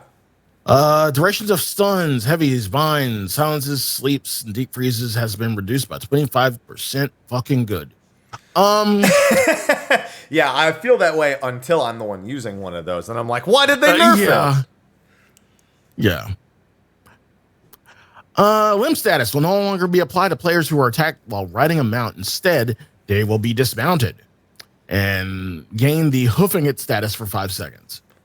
Hoofing it meaning you can't get back on your mount. You just run. Yeah, you just run. Big fan of this. I hated limp because it feels bad to be on your mount, have to get off your mount anyway, and then you're like, well, what if I get what? Yeah, by the time you get off your mount, you're fucking like you are at least like that much to dead anyway. So yeah, this is a good one. Yeah, this allows you to instantly try to counterplay in some capacity, and you get to keep your movement speed, so you could literally just instant turn around and try to like CC and then get away, and then you'll have after 5 seconds you can try to mount up. So yeah, way better than what Frontline and Rival Wings were doing before. Yeah. The invuln status given at each GC base will now prevent all status and knockback effects while active. Great. Yep. Kind of big ones, I guess. The designated quantity of data required to win in Seal Rock has been reduced from 800 to 700. So what they're doing, and not only this, like for other modes too, they're just shortening the games. Yes. Because the Dom, the rating to win was reduced from 1600 to 1400. Yeah, it seems like, it's funny because this isn't the first time they made a change like this where they're just trying to reduce the time of games, but it's interesting to see just like an across the board change, which I guess makes sense. If you're going to reduce the time of one, you might as well reduce the time of all of them. But it's not across the board. It's not across the board because they increase Shatter from 1600. Oh yeah, that's true. I think though I'm willing to bet that's because the value of the Icebound Tomlets makes it about the same length. Right. So right. I have a feeling that while they're not reducing the score, the rate at which you get score from accurately targeting and dominating Icebound Tomlets is gonna make it about the same. And the changes to Shatter we went over last week from the live letter. Your Grand Company affiliation and bases will be adjusted to be more prominent on the map UI. So if you don't know who you're with, why are you in there? Because people join as freelance, Sly. The majority of people join as freelance, and then they have to remember. I mean, you have no choice. Oh, yeah, that's true. Yeah, you don't have a choice. It's been a long time since we have no choice. Like, well, I mean, they took that choice away from us a long time ago. If it's changing every single game, it's nice to have it be kind of blown up. It's got a hexagon, a star. It's bigger on the map. It's like as many things that can make it stand out as possible. Score info has been added as a HUD element. Excuse me. You get the 3 little. And I like this. I kind of like this instead of this having to look over at the duty bar, whatnot. The winning team will now be displayed in Japanese when the in-game language is set to Japanese. Okay. And Frontline, another good bit of change. Frontline will now give PvP series XP. I wonder how much it is. I wonder relative to how much we need. Not as much as CC. Not as much as CC. I mean, but I think it's going to be an enormous amount. It's a once a day bonus. CC doesn't have a bonus per day. This is literally like you get series EXP from doing Frontline and you get a daily bonus. CC doesn't have a daily bonus for this at all. I think it's going to be like... But for the rate that you do CC, it's just more. Well, yeah, I mean, I'm sure if you sat there and grinded CC, it would be faster than doing Frontline. But I'm saying if I'm going to do this once a day, it's going to be it's like leveling roulette. Like leveling roulette's a huge chunk of a level. So I'd assume this is a huge chunk of PvP Series EXP because that's what they want. They want people to log in daily and just do one PvP match even. And try to get it like in there. Because I forgot what the rates even are for the Malmstones. They just haven't bothered. Been too many other games coming out and shit. But I think it's going to be a big chunk. Like your first one might get you to like 3 or 4 on the Malmstones. Kind of big. Yeah. So, moving on. Items. We've seen all this already. Tombstone gear, raid gear. Although, I do like seeing some of the raid weapons we haven't seen. The gun and the samurai sword really stood out to me. I was a big fan of those. For the Anabaseos weapons. And, of course, those tome weapons, which, again, big fan of that shield. Huge fan of that shield. Man, looking at the red mage weapon in hand. Looks so dumb. I'm still like, what the fuck? I don't like it. I'm still like, what the fuck? I don't like it at all. Holy shit. It's obnoxious and not fun. It looks like a Eureka. I'm sorry. It looks like it looks like an dungeon. ultimate weapon. It looks like a deep dungeon weapon. I want to say it looks like one of the earlier UCOP weapons. I think it just looks like a deep dungeon weapon. Like, has no detail. It's just like a super obnoxious glowing color. Yeah. So, it's just, I just dye all your gear black and just go black and yellow, I guess. Should be fine. The new recipes, this is the Nomura set as it's been donned. This is Team Nomura right here. Yeah, these are the Nomura sets right here. The weapons are Katisis weapons, which I would never know. I destroy all of my leveling gear. I never keep any of it. So Katisis Hyperborea? Yeah, these are crafted versions of those. So dyeable Hyperborea weapons. Okay. Apparently, for what was the big giveaway is the book being see-through. So yeah, that's the thing. But I mean, this set is people like The World Ends With You and the Bouncer and anime and Nomura and stuff. So yeah, this is all gonna be. This is the proper attire for Killing God. Like all of this is exactly what I expect people who are Killing God to be wearing in anime. So. Just getting ready for Pandemonium. That's what we'll be wearing in Pandemonium when we kill it in week 1 is this stuff. So dressed for success as far as I'm concerned. Yep.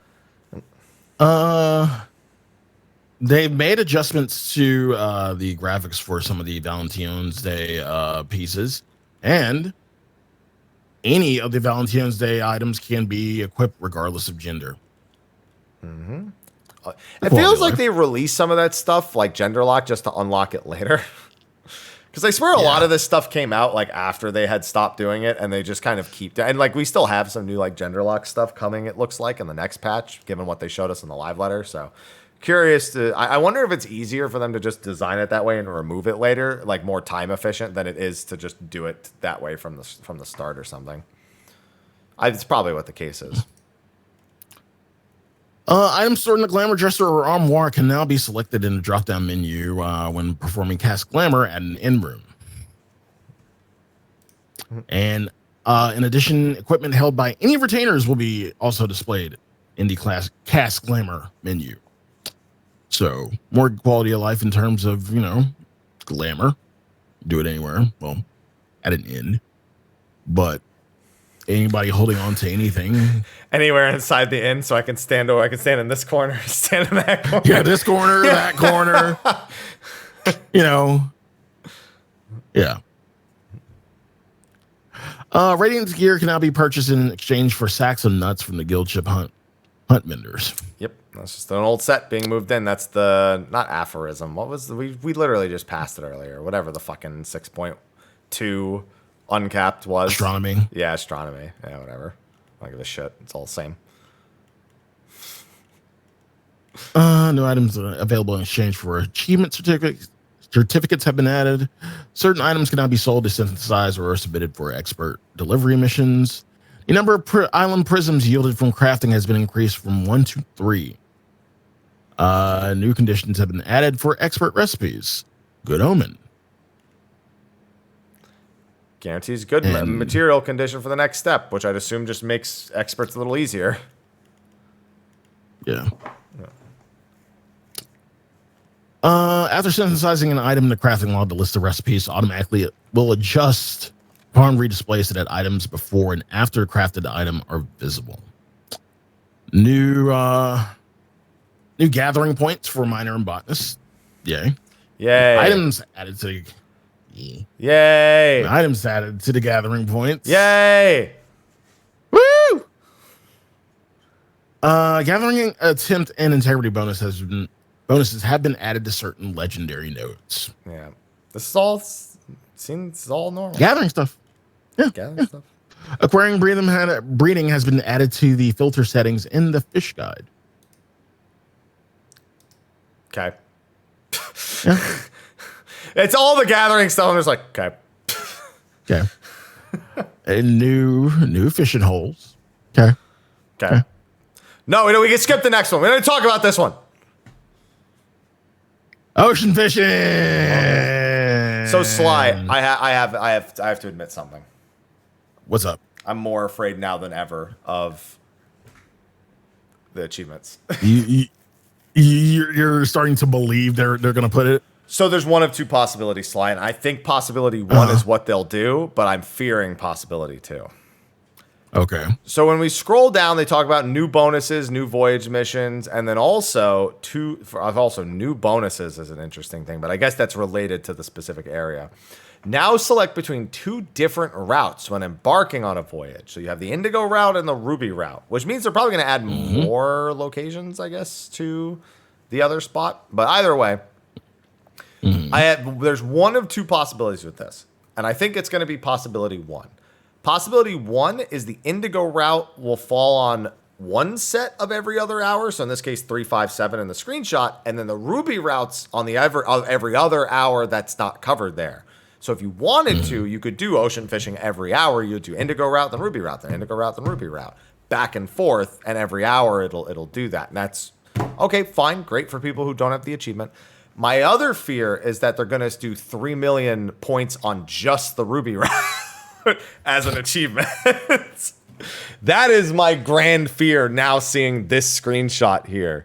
Is they're going to do it like hunts with where it's like compounding, like, from it's like now it's Shadowbringer areas and Endwalker areas. Like I'm afraid they're going to do the same thing with this. So here's the thing though. Don't do what I said the first time, and then don't do what I said the second time. All I gotta say is good luck, Happy.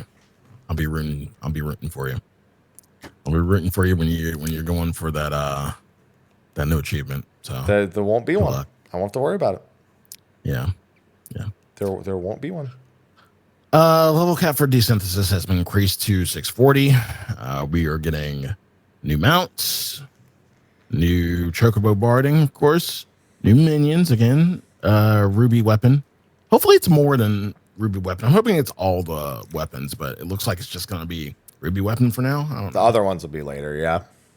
Yeah. We're getting new accessories, new fashion accessories. And we're getting adjustments for these fashion accessories, excuse me. They may now be configured separately from mounts on the pet hotbar. Glasses and wing accessories will now display when engaged in battle. The overworld. Yep. Okay. And then thank you, fashion accessories. Yeah, some system changes. Want to go over these? I mean, yeah, it shouldn't these be are too bad. Yeah, I mean, it's literally just they're adding some quality of life to the character creator. I got excited because like adjustments to the character creator, and then it was like, if you don't own an expansion pack, it'll tell you, hey nerd, you don't have the expansion pack for this. Go buy it. When adjusting sliders, it will keep the previously selected value so you can know what you're comparing, like the exact values you're comparing. Probably the biggest one for me is RGB values being displayed when you're doing certain color-related features. Now, I prefer hexadecimal because I can literally just pump in a hexadecimal and just call it. But this is still like, the 0 to 250 for RGB, so if you know a color's RGB value, then again, it allows you, because whenever I want brown, I have brown hair, so I'm like, oh, let me make my character have brown hair. I honestly can't struggle. I just struggle the whole time because I'm like, I don't know what it is. I don't know how to find it here because none of this looks like me. None of this looks like my hair. So I just end up saying, fuck it. Just, I don't know, make it fucking blue. I don't care. Just put blue at 255 and then call it, because at least I'm done. So this for me is I'm probably never going to use it because I don't do character creation much or Fantasia at all, but I appreciate it as a colorblind person. So there's always that.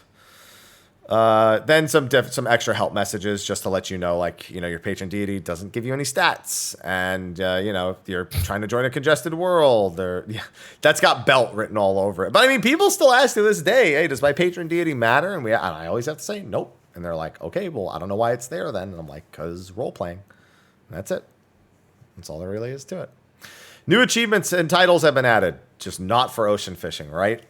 Right. You can add all the other ones, you got Pandemonium Normal and Pandemonium Savage, and you will have some for the Ruby Tide, you'll have the new blue fish, and, but not ocean fishing, right? No point related ones. Please don't do it. Oh, I better grab that copium, my man. Nope, they're not going to do it. It's too many points. They'll never do it. They'll never do it, I promise. Then they just moved all the new stuff into the tank achievements. It's a normal thing that they always do. They actually have quests in recommendations as question mark for spoiler prevention now, especially if you haven't played in a while and you log back in just to continue where you left off. So that way you can just go to it and then you'll pick up the story from there. We're going to have multiple instances of Radzahan, Garlemald, and Elpis. We have the display price setting, which will include the fee. They had to go with 420 as the fee, huh? Of all the numbers they could have landed on, they had to pick one item, put it up for 400, and make it be 420. Yeah, boy. At least it wasn't grass. It was an ingot. So it was always that. Retainers have new items from ventures and quick ventures, but you can also search for your venture items now. You can just legitimately search if you're like, oh, is this item something I can send them out for? And yeah, and then you can just send them out on that. So that's a nice little quality of life for retainers. The gear set changes are here. We already know about all this. We went over it last week, but 100 total sets, and even has the item level set into the display on the tooltip now if you put it on a hotbar. So that is good. Oh, this is a feature that's also long overdue. Now when you go from a class to a job after you unlock it, it asks you if you want to transfer your hotbars between class to job. Oh, yeah. Yeah. Oh yeah, that's Way overdue. It's so silly that you essentially put on your job crystal and then you're just like, well, all my abilities are fucking not in the spots that I put them. Time to completely reorganize them again. So that's you don't have that many skills by 30, but even still, it's really annoying that it's been this way for as long as it has for people who are brand new to the game. New stickers. Oh wait, my favorite part. We're finally at it. The duties that can be recorded have changed, of course. Hydaelyn, still there. Hephaestus, still there, but now instead of Aglaia, we can record Euphrosyne. Great. I'm so ecstatic. Why did they update every patch? I just want why? Why do they bother? What's the point? You know what you do? You know what you do? Tell them to stop. Use OBS. Dude, use anything. Use Marilla's Action, OBS. Shit, record it with your phone. Just hold it up to the fucking monitor. It's probably better. Yeah. Unironically. Portrait accents for adventure plates have been added. Please be the top ones. Please let the Omega Protocol ones be in. I really want to see how those look. For portraits, new accents, poses, portraits now display in treasure hunt and seasonal event instance dungeons. That one surprised me a little bit. And then more messages to say, where there's no gear sets have been registered to this portrait, or if a character's current gear appearance does not match the last saved gear set they used for a specific portrait, a message will be displayed indicating the gear that does not match your head, hands, legs. So the individual pieces that don't match.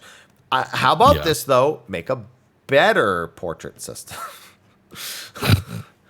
I honestly just want to be able to use my adventure plate as my portrait, regardless of class or job. That is the only thing I personally want.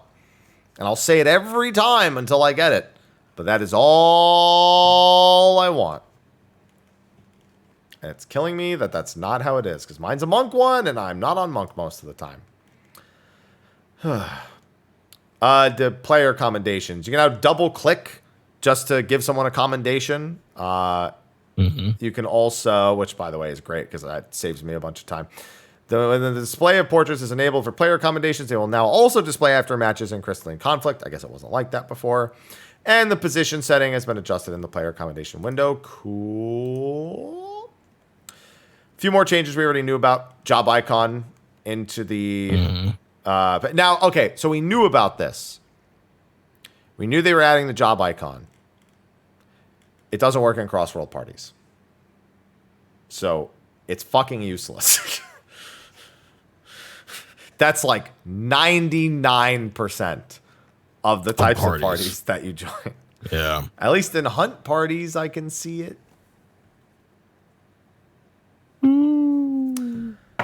I mean, I guess they'll do it later. It's like a foundational thing, 7.0, I believe. I believe 7.0. Yeah, okay. That's fine. If you say so. And again, up next, you talked about this at the beginning of the podcast, but one of your favorite quality of lives, the party recruitment. Yes. You will get what you are signing up for. The comment, the settings, everything. Yes. Everything. Give me an M Bison. Yes. Yes. Yes. That's it. That's all I needed. That's my winner. I mean, I said it at the start. That's my winner for the patch notes because that's another thing I've been saying for you. You know what the first comment I saw about that was? What? Oh, good. Another add-on they finally decided to join. So they finally decided to make. I was like, I'm willing to bet. I've been saying, there's probably a third-party tool for this, but there's another one. Yeah. Yeah. Oh, man. Yeah. The problem is you still have to expect NA to read it because now I get to have the great screenshot where this is on the screen and then somebody types right under it. What's the strat again?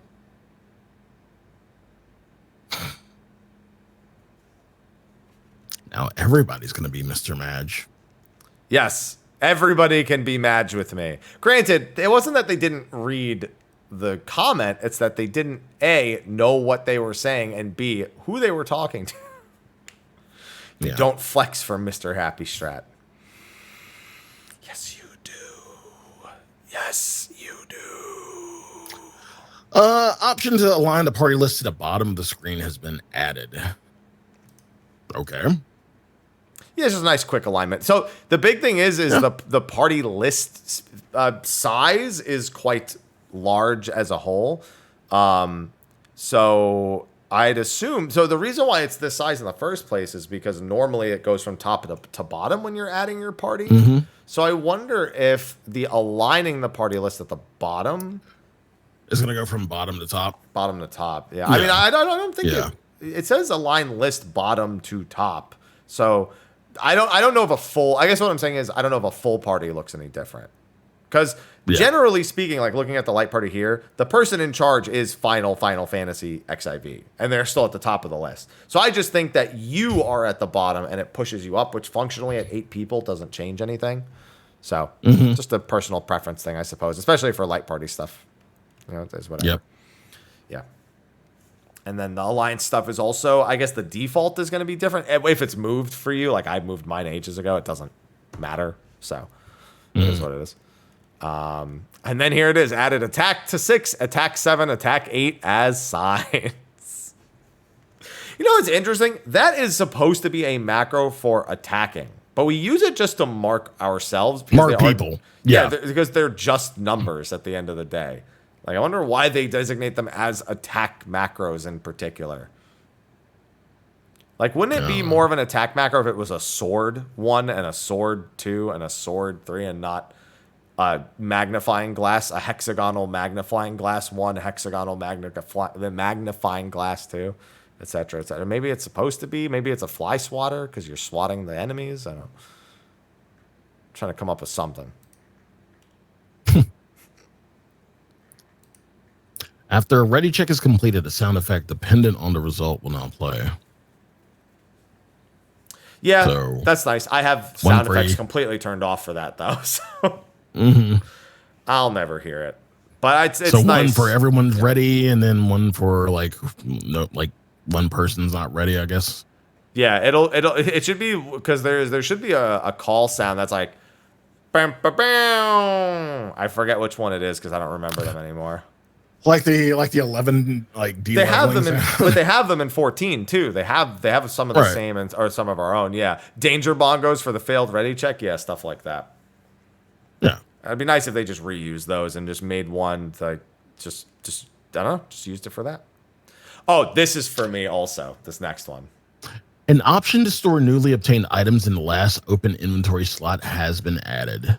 To be more clear, that is the very like if you have like. Let's say your first page and a half are full and you toggle this on, it'll end up at the bottom right of page 4. Or in the case of the expanded inventory, just the bottom right open spot, wherever, that is. I like that because when I sometimes I forget to keep track of like what I just picked up. So for me, that's a definite turning that on. Because I filter a lot of things into my inventory and then designate them to spots later. So I need this. I need this for my organizational skills, as I suppose I'll call them. The option to enable or disable hotbar replacement has been added. Okay. Simultaneous. Okay. Classification of companions and click filter settings has been changed from NPC objects to pets minions under the target tab of control settings in the character configuration menu. Okay. Okay. The layout of the request repair window has been adjusted. Okay. Yeah. Additional icons have been added for user macros. I don't remember the last time they ever did that because I just use Mycon for everything. Like I just pretend there aren't even default options and I just Mycon everything. I don't even remember the last time they did this. Oh, it's funny. Mentioning those marks, they have sword 1, 2, 3. Like, they have that here. Like, I just wonder why that's not used for attack. PS Plus members may now register one additional Aetheryte as a free destination. That's nice. This next section makes me laugh for a number of reasons. This entire next section makes me laugh. The following additions and adjustments have been made to the friend list in PS4 and PS5. A PS icon will be displayed if both a player and their friend are logging in from a PlayStation 4 PlayStation 5 console. PS Network profiles may be viewed via subcommand if both player and their friend are logging in from a PS4 or PS5 console. Members of the same party who are also playing on a PS4 or PS5 console will now appear on the players met screen of the PlayStation Network. PS icon will be displayed in the contact list if both a player and their contact are logging in from a PS4 or PS5 console. So I read all that in one limitations. So here's what I think. No, so first of all, I think they finally just decided, hey, we should probably allow console players to find other console players more easily or to identify them more easily. And because they may want to play other games, they may want to use PlayStation social features that don't work in our game. Cool. The other part of me says, dude, Sony's already buying that Square Enix stock right now. I can already you ain't never seen this game on fucking Xbox because Sony's getting all this shit right now. Dude, you know how many people I've seen like, oh, so Sony is buying Square from just these like 4 tabs. Oh, it's so funny. And then a bunch of stuff. Yeah, this is literally all stuff that's already above us, but it's just like text versions and everything. And then, yeah, like auto translation shit. There's new music, sound effects. Like it's essential. Oh, and then of course the ever so memorable Mac section of the patch notes at the very bottom. Oh boy. Oh boy.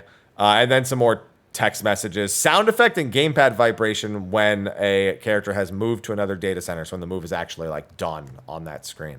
So if you look away after, even though it takes like 20 seconds most of the time, in the case that it takes any longer, at least you have a reminder. There you go. Yeah. And that's it. That is the 6.4 patch notes, at least the preliminary ones. No job changes, no 6.45 stuff, 6.48, like whatever we're going to be getting in the future patches. So we will have more of those to look at in future updates, but that covers it. And about as expected with a few good surprises in there. I can't complain. I can complain about the ocean fishing thing in hopes that we don't get jack shit, but you know, that's about as good as it's going to get, I suppose. Good luck with that. Good luck with that. Thank you, Sly. Thank you. You're welcome. Thanks. So welcome. Appreciate it. Yeah. But that's it. I mean, unless there's something else that we have to tackle in any capacity. No, we pretty much covered everything per the usual. Yeah. Yeah, even the special site stuff, most of those screenshots ended up in the patch notes the next day. So there's not really much to extrapolate from that. I mean, they had the Golbez mount, which, you know, is a Lynx. So it's not like that's much of a surprise there. They had the Dapper Otter, another screenshot of the Dapper Otter. And, you know, just a couple of screenshots of Island Sanctuary, some the Abyss. I mean, again, it's the same stuff in the patch notes. It's no big deal. Yeah. Yeah. So with that, we are now just a few days away from 6.4. Yeah, get your money right. Get your money right. Get your tones right. You don't want them getting their money right because that might get in the way of you getting their money, of you getting your money right. You want them to let you get it and then they get it. You know what? I want to see all my homies succeed though. I want to see all my homies succeed. Okay, yeah, but after you succeed. Yeah. Just wake up like an hour later. If you're on another, you know, server, I want to see you succeed. I want to see my homies succeed. Yeah. Behemoth. If you're on Behemoth, fuck off. Same on ETH, same on Gilgamesh. Oh, man. But there is one thing that's kind of looming over this patch that's a big concern. What's up? There's a node, apparently, in Sacramento that has been ruining people's connection to the game. Yeah, I heard about this. There's not really much to discuss other than I sure hope they fix it because it's not like we're fucking experts on NTT nodes and routing of the data, but people want their 6.4 to be smooth, and it's hey, good news. A VPN does work if you're not on console at the very least to go around it. So you might need that for 6.4. Yeah. I also say if you're on AT&T, I'm sorry anyway. So that's fine. But if it's some places don't have options, so they got to do what they got to do. That's what it is. Okay. But yeah, that's the only other thing that's kind of looming over the patch is the potential disconnect issues people are going to be having with AT&T. So good luck. Good luck. Yeah, and Rob voice from Star Fox. Good luck. Appreciate it. And yeah, so that's gonna be a wrap. I think we're done. Sly. Yeah. Good, because I'm fucking tired. I was yawning the whole show. I was like, stop. You're fucking tired, but you're gonna go work out and then eat pho after. Yeah, I gotta use the energy reserves because the workout might make me feel more awake because of the blood flow. Right. Yeah, and then the pho will definitely put me to sleep. So I'll go run my body both different ways right after this. You're gonna have pho. I'll probably have a blue cheeseburger. What the? All right, Mr. Fancy Pants over here. It's a blue cheese. Blue cheese. What is it? Blue cheese crumble with the dressing, or is it like a soft blue cheese? Yeah, it's just a blue cheese crumble. Like I usually just kind of put it into the meat too. Oh yeah, so you're doing what are those called? Juicy Lucy, but with blue cheese. A blue Juicy Lucy. Yeah. Juicy Bluesy. Yeah. There you go. Nice. There you go. Perfect. All right, so that is going to be a wrap for this week's episode of State of the Realm. Next week will be patch first impressions for 6.4. Following week is a maybe, probably not, but a maybe. I'll leave the possibility in there at the very least. And so appreciate everyone for tuning in. Thanks for coming to join the show live or enjoying us over on YouTube. Last thank you to our sponsors, Patreon. Thank you for supporting. You don't have to, but you choose to. And we do appreciate that a lot. And anyone over, and of course, SteelSeries as well. So thanks for sponsoring us with the discount code and all that good stuff. With that, though, Sly, it's time to say goodbye for the weekend. It is. It's time to say goodbye. Yes. Yeah. All right. So what do you got going on this weekend, Sly? Well, first and foremost, let me say this clearly. You can find me. Hi, I'm Sly. I do stream. I've been streaming for 10 years, and I still get the rare, oh, hey, I just found you. I didn't know you streamed. I get that still too, Sly. I watch you on State of the Realm every time. Like, I didn't know you stream. Like, okay. Hi, I'm Sly. I've been streaming for 10 years now. You can find me on twitch.tv/Sly, aka Gray Fox. You can find me on Twitter at Sly the Fox. I would love to have you. Yes, I do stream. I've been streaming for 10 years. We would love to have you. Other than that, yeah. Today's Friday, so I gotta do a bit of 14 stuff. Patch prep. Gonna do a little bit of GVO before the baddies get home. Gonna do a little bit of honking. I still haven't rolled on Janhyua. I don't know when I will. And then head to the Lure Lounge, and then over the weekend, SMT Saturday, Station WSOY. Last day of patch prep on Sunday, and all weekend is a double vote weekend for the Fantasia race. So if you want to bring up one of the races, this is a good weekend to do it. Again, Vieira's in the lead, followed by Lalafell, and it's a good time. It's a good time. So definitely come by and get your vote in for whatever you want me to see, whatever you want to see me Fantasia to at 2K subs. Other than that, that's what's going on. And yes, again, I do stream. Good info. Good info. Happy. Do you stream? Yeah, sometimes. Do you stream, Happy? A little bit. Okay. Yeah, occasionally. Okay. Mr. Happy 1227 on Twitch, which is linked in literally every single YouTube video I've ever released, and there's over 4,000 of them. I'm sure there's a couple that don't have it, but either way. Yeah, I though that's true, I do come with the condition I only stream on days that end in Y. Gotcha. Yeah. And only for 7 hours a day, obviously. So that's, although I've been doing a lot of split streams. Yeah. So I've still got I've got raid prep and I've got to try to finish Lightning Returns before Tuesday. Count Up has gotten us to very many a bonus game. And I finished all the single player games, doubled back to do 13-2 in Lightning Returns after stream earned it. And then we have side games as well. So I think Count Up's going to be continuing well past 16's release. But man, June 22nd is the only thing on my mind.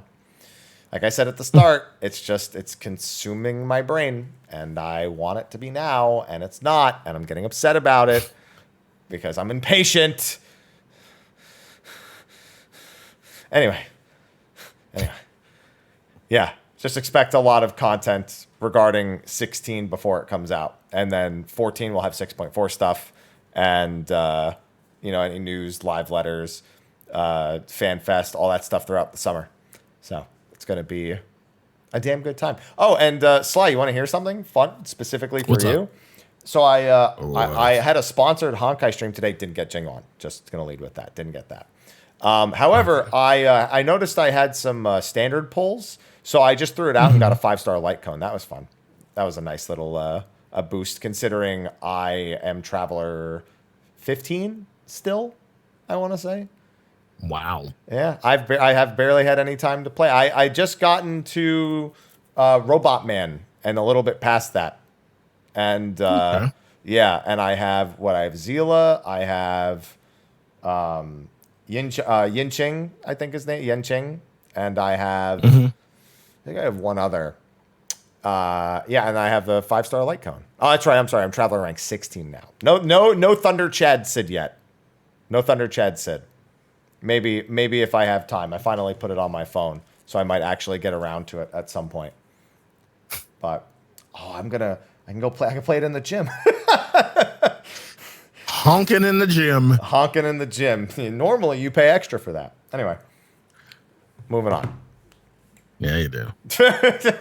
Yeah, so that's going to be a wrap for this week's episode of State of the Realm. Like I said, we'll be back next Friday for patch 6.4 First Impressions. But until then, we're going to hang out in post-show for just a few minutes before we go and enjoy our Friday nights. Yeah. Yeah. Yeah. Party. Yeah. That's the New Jersey move right there. I'm bored of it because I've known it my whole life. But anyway, yeah. Thanks, everyone, for tuning in, and we will see you next week. Enjoy the very much just blue screen that is our end screen, because all the images are not working for some reason. So, bye-bye, everyone. Take care.